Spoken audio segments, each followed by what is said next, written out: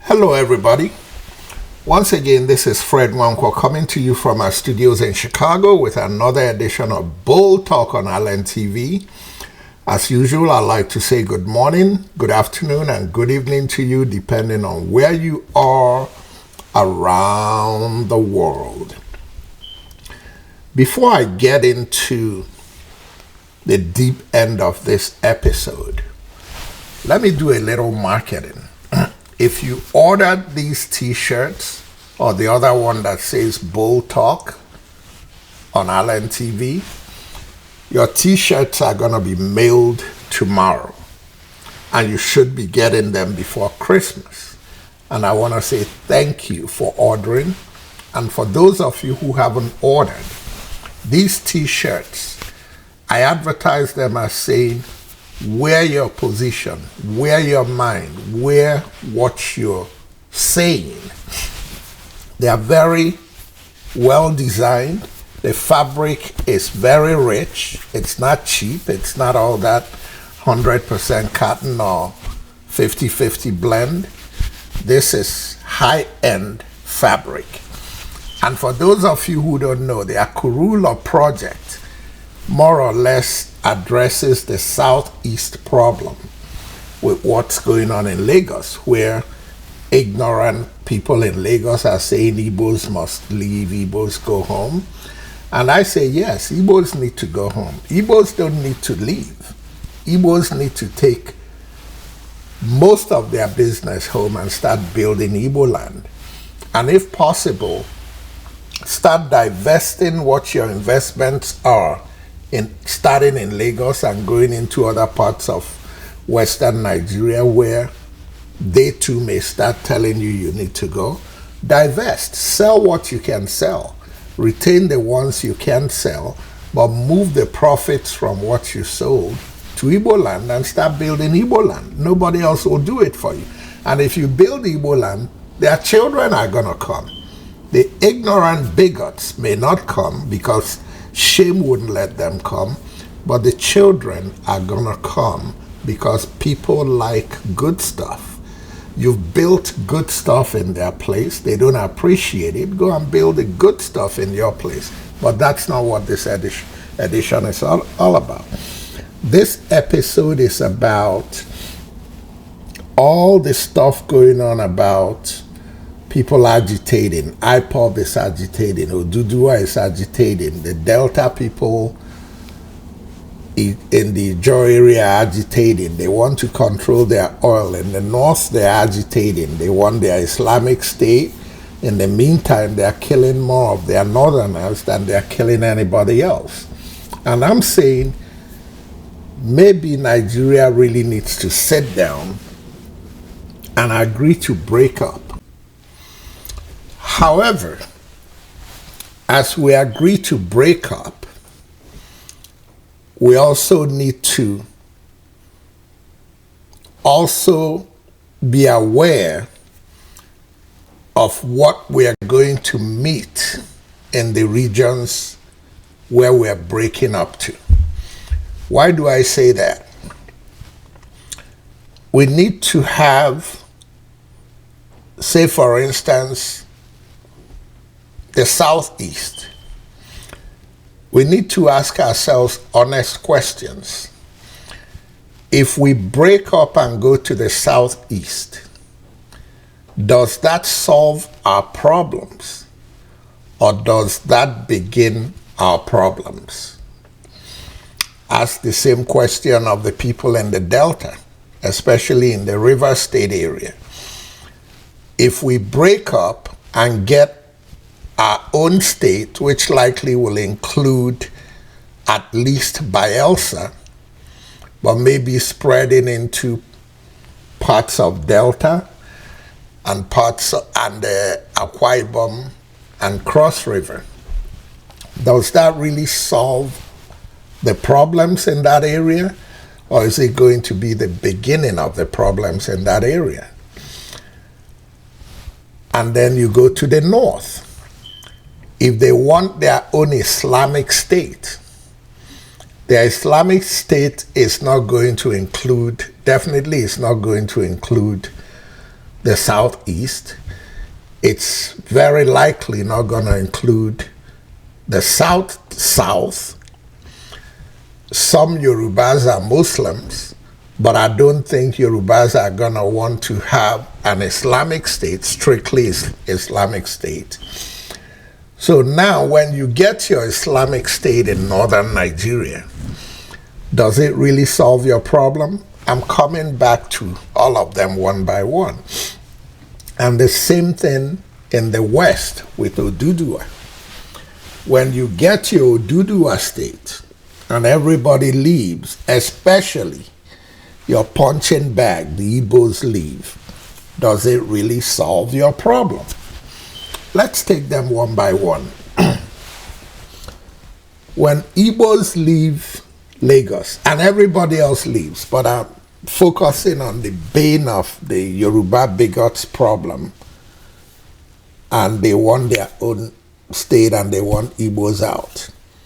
Does that solve your problem with the Oyo and the Egba? Does it solve your problem with the Oyo and Egba and the Lagosian?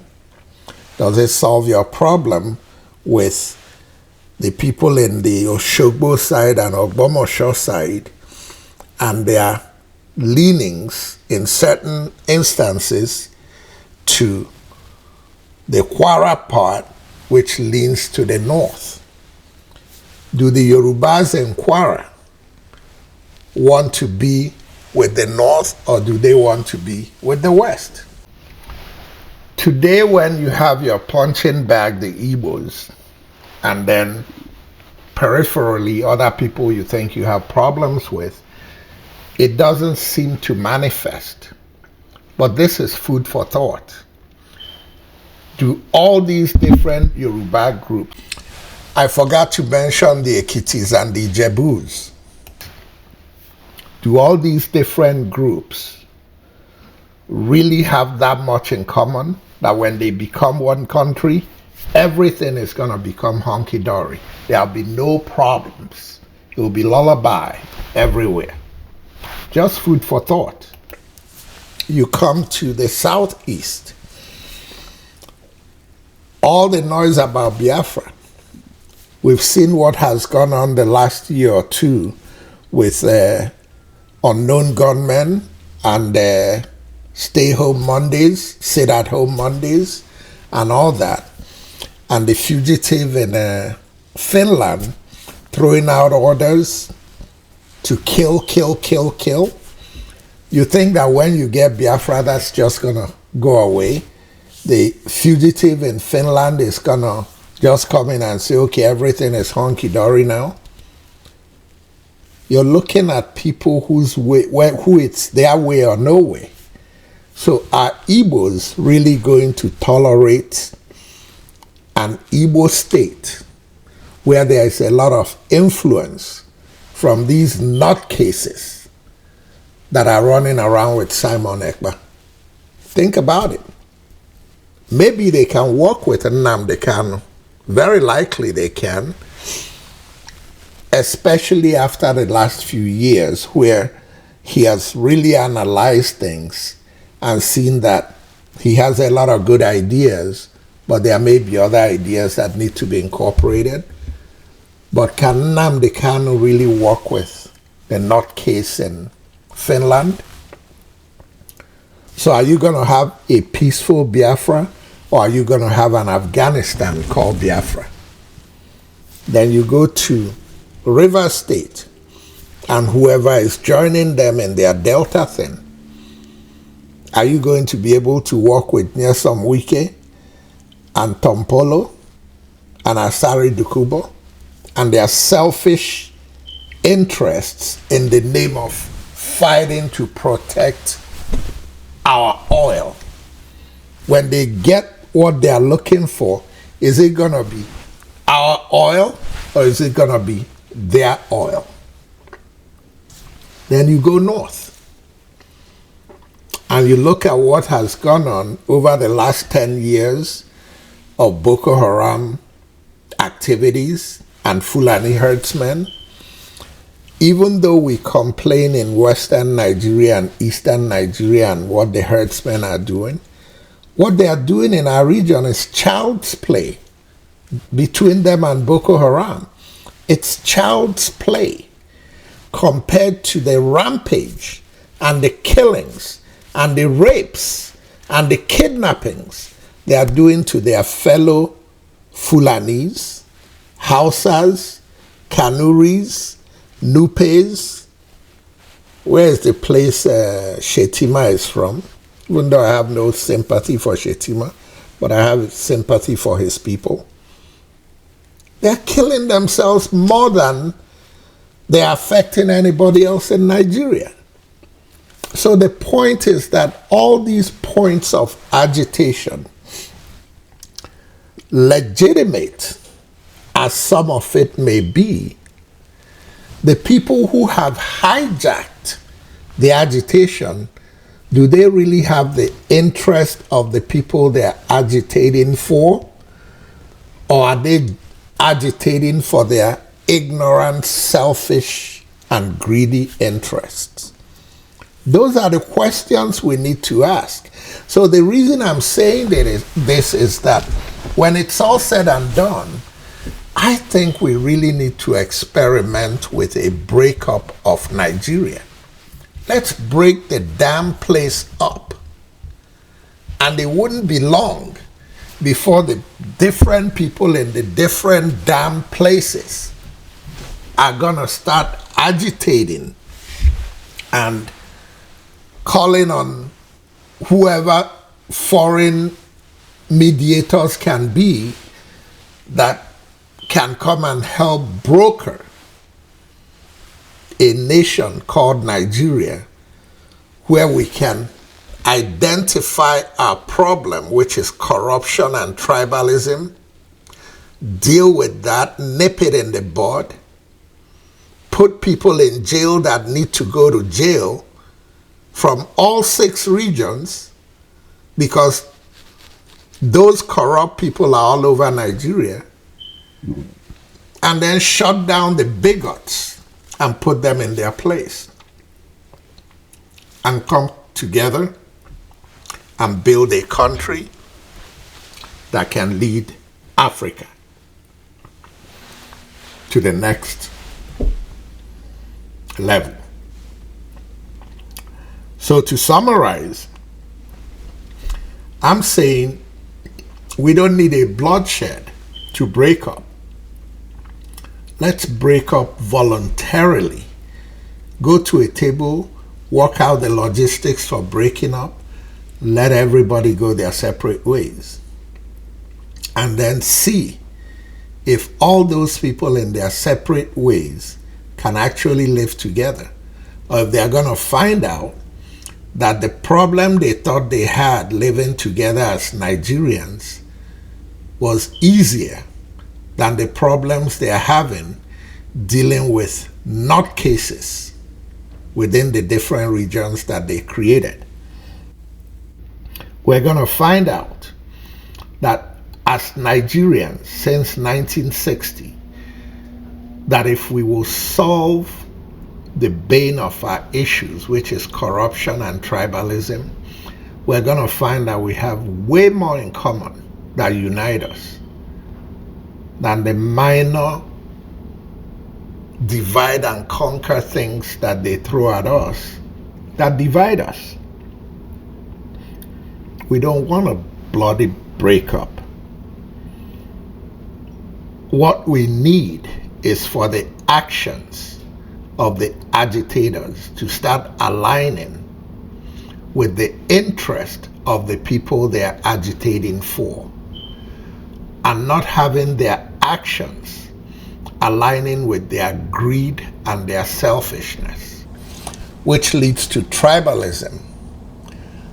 But more importantly, the problem we have is the gullible people who are brainwashed by these greedy and selfish players who brainwash them to hate their fellow Nigerians and think that their problem is their fellow Nigerian, when their problem is the greed and corruption of the divide and conquer cabal. That's the bane of our problem. We lived together from 1960 till the war started. We made mistakes that led to the war. Unfortunately, we did not learn from the war, because by the time the war ended, the greedy divide and conquer Nigerians, east, west, north, and south, had hijacked our country. And as Nigerians, we brag about how smart we are.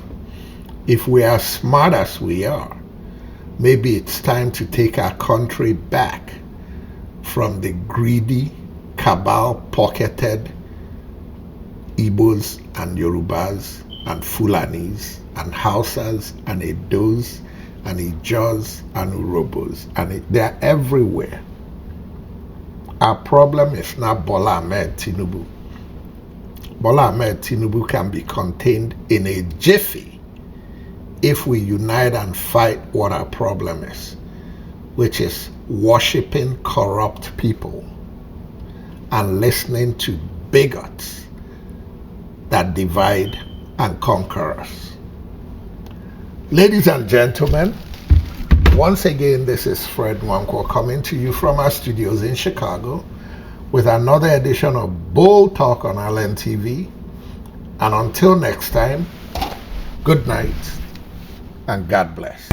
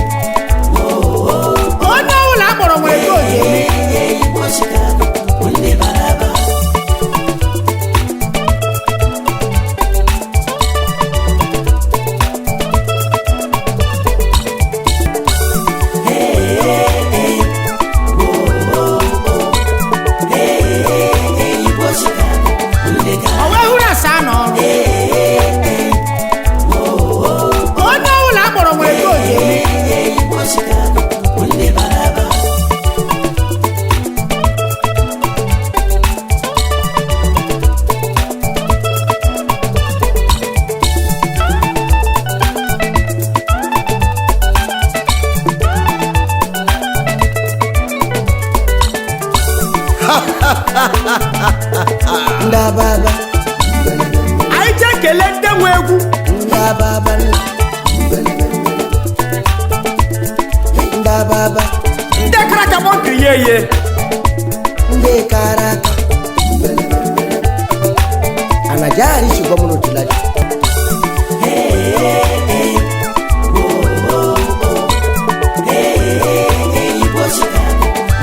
Owe hura sano